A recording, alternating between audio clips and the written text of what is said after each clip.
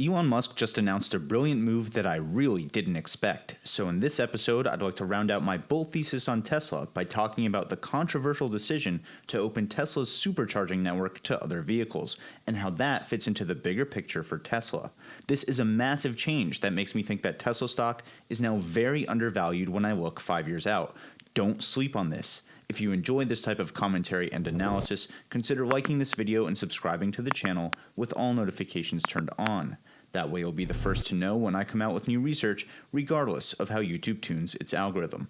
Let's charge right into it. Instead of relying on third-party charging networks like most other automakers, Tesla spent years developing its own network from the ground up, which was a necessity considering how early Tesla was in entering the electric vehicle market. Today, Tesla has over 25,000 superchargers at over 2,700 stations around the world. Right now, Tesla uses its own proprietary charging connector, so only Tesla vehicles can charge on the supercharger network. This ends up being a massive advantage that they enjoy over other automakers, since range anxiety is one of the major factors that stops people from buying electric vehicles today. Range anxiety isn't something that Tesla owners really experience, because Elon Musk used his first mover advantage to optimize the locations of the actual charging stations. I don't think people understand how big of a deal this is, and it just got way bigger. Very recently on Twitter, Teslatino tweeted, quote, "Funny how many people are now questioning why Tesla created their own proprietary charging connector, and that it's not fair to other EVs. How about no support for Elon Musk when he was advancing the technology? His team created a reliable way to charge the fleet. Deal with it," end quote. Elon Musk replied, "We created our own connector as there was no standard back then, and Tesla was the only maker of long-range electric cars. It's one fairly slim connector for both low and high power charging.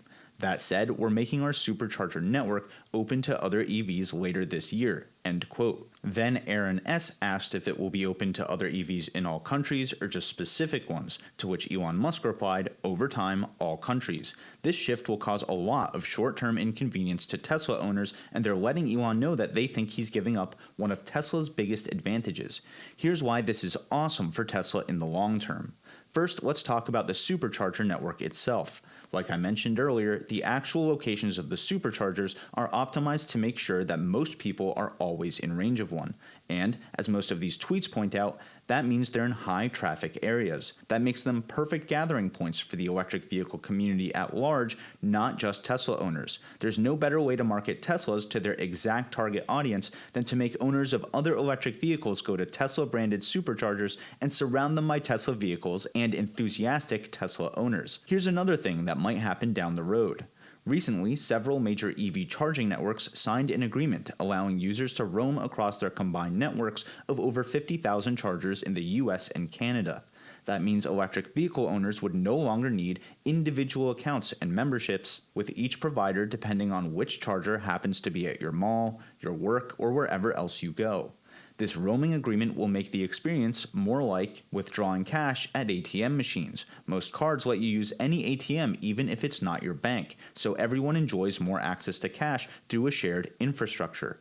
I can see Tesla joining this type of agreement in the future, since this type of unified charging experience will reduce the friction associated with car charging and accelerate the world's transition to electric vehicles. The current plug and charge experience, where the charger communicates directly with the vehicle to identify, authenticate, authorize, and bill the customer's registered account for the charging session, could become the norm, meaning more people can flow through each supercharger as charging EVs becomes simpler over time. Then, if most electric vehicle owners are part of this agreement and Tesla provides the best charging experience, the supercharger network will become a major contributor to converting electric vehicle owners in general to Tesla owners specifically. And that leads me to my second point, the Tesla app. If Tesla opens its charging network to other electric vehicles, that could mean that owners of other electric vehicles may have to download the Tesla mobile app, which is how Tesla owners get that streamlined plug-and-charge experience today. Think about how much exposure these users will be getting to the Tesla brand, not only at the physical chargers, but through various notifications on this digital app as well.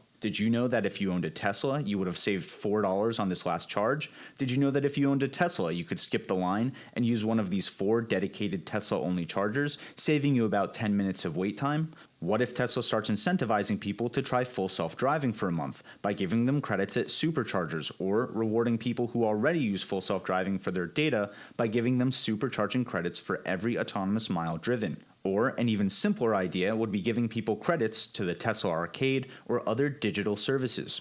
Whoops, you can only enjoy all of those benefits if you were a Tesla owner. The app can serve as a very powerful marketing tool. Comment below with your thoughts on other ways Tesla could market to other EV owners through their supercharger network and their app. And that brings me to point 3. When it comes to opening the superchargers, having some dedicated charging stations only for Teslas and avoiding the Tesla marketing if you're already owning one are just the tip of the iceberg. As more EVs utilize the superchargers and their energy demand ramps up, I think AutoBidder and other energy management software will play an increasingly important role in making sure this infrastructure can meet demand in a profitable way. What if, through AutoBidder, Tesla buys excess energy when it's cheap and stores it at the superchargers? Then it offers 2 different rates depending on whether you're charging a Tesla or not. What if Tesla owners pay some more consistent price based on the average cost that Tesla paid for that energy, but non-Tesla owners pay the price based on the peak cost instead?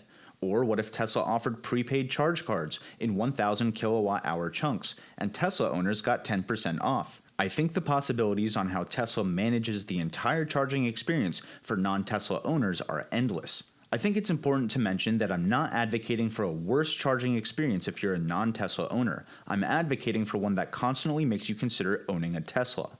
That means supercharging should be a high-quality, low-friction experience overall, but if you owned a Tesla, it would also be a little cheaper and with a little less marketing. Sort of how Disney World has lower rates if you're a Florida resident, or Androids are still great phones, but man, do I sometimes wish I had iMessage and FaceTime.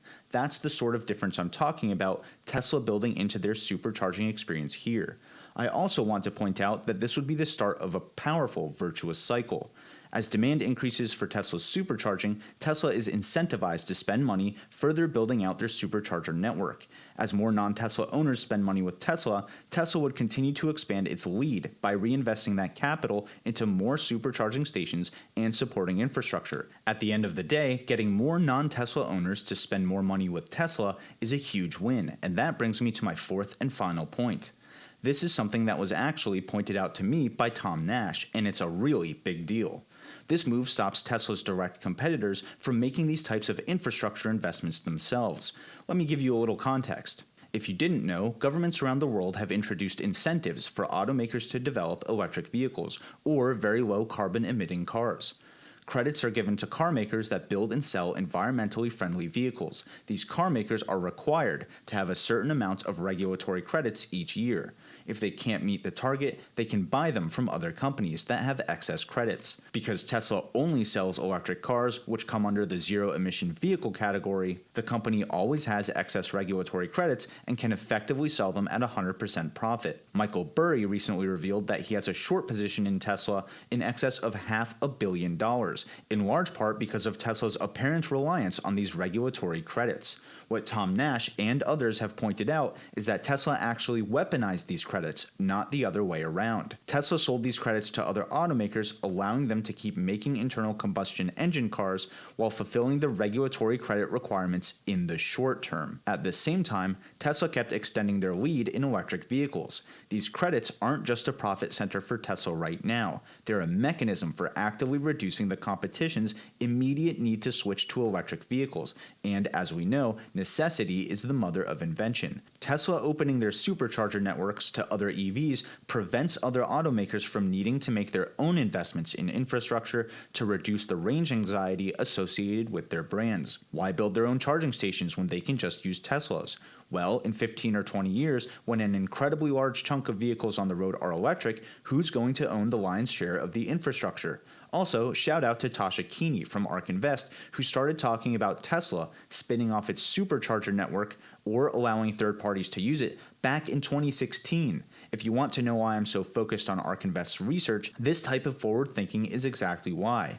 And if you want to read that article, I've linked it in the description below. Things like this are why I think ARK Invest still has over $3 billion in Tesla today, making it their biggest position by a massive margin. I hope this episode helped you understand some of the major benefits of Tesla opening its superchargers to other EVs, how Tesla's supercharger stations could serve as major community hubs and profit centers that reach far beyond just Tesla's car owners, and how this is another way that Tesla's energy business can grow beyond the size of its auto business, as Elon Musk has stated in the past. If it did, let me know by investing in the like button and subscribing to the channel with all notifications turned on. And check out my other pieces on Tesla. Those are great ways to invest in the channel that invests in you. Until next time, this is ticker symbol U. My name is Alex, reminding you that the best investment you can make is in you.